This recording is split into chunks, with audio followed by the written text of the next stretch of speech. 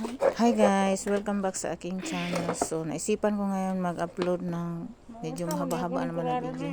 So, ang yung alaga ko guys, may dementia to guys. So, wala to siyang paki na mahaba na yung kuko niya. So, kailangan talaga na putulan ko na yung kuko niya kasi wala na yan siya sa saktong pag-iisip guys.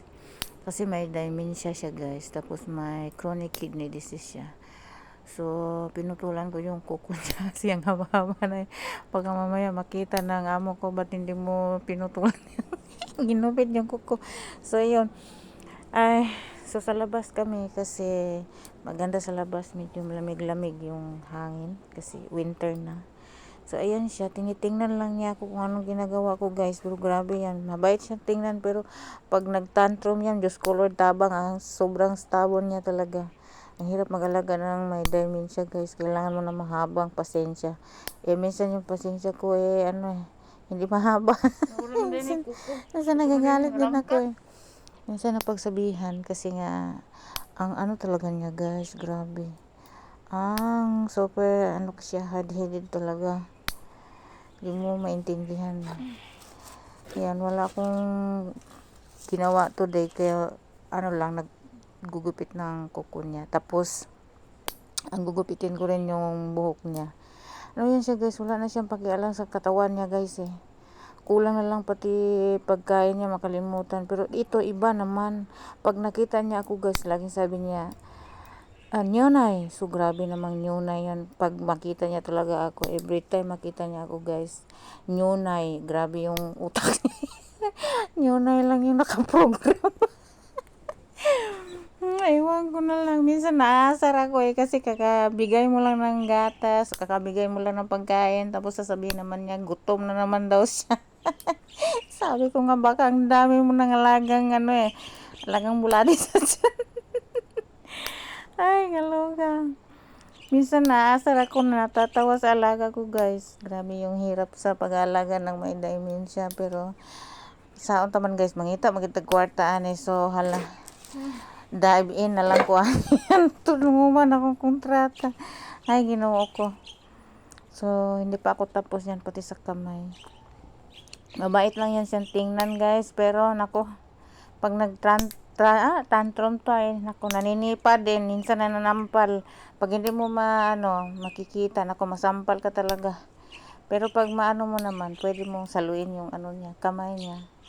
Ay, ganun talaga ang buhay dito guys pag caretaker ka. Mag-alaga ka ng matanda. Ito naman, lagi kaming balik ng balik sa dialysis center kasi siya kailangan niyang linisan yung kanyang dugo. So, at iyon lang ang time namin pag uwi sa bahay kasi siya doon buong maghapon. So, pag kinabukasan, so siya naman yung aasikasuhin ko guys. Check ko yung kuko niya, yung tenga niya.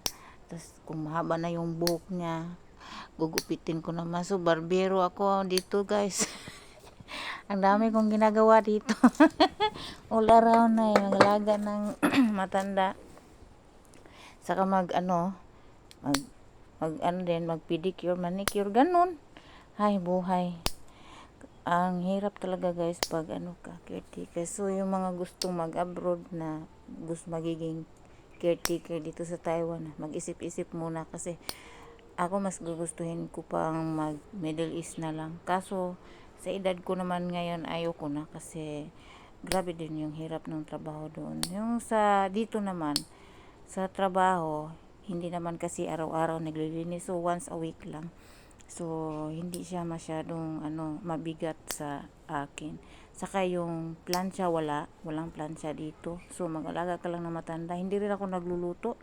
So, good thing kahit na mag-alaga ka ng matanda, kaya lang, kailangan pasensya mo naman din ang habaan mo. Kailangan hilain mo ng bonggang-bongga. Kumbaga sa Bisaya, inatar yun, taman-taman kay sus, Ginoo ko, makalagot man ko, magalagag tigulang guys, sa tinuod lang. Nya, usahay kanang di pa kakatulog og tarong kay siyempre kailangan mo siyang asikasuhin bago matulog, painumin ng gatas, i-check yung dugo niya, yung blood pressure niya. Ay Diyos ko, yan po yung aking ginagawa. sa araw-araw. So, minsan nakakaano din. Parang ma-burn out ka rin ba kasi nga nakakapagod din siya. Pero sa ngalan nga mangita tag kwarta.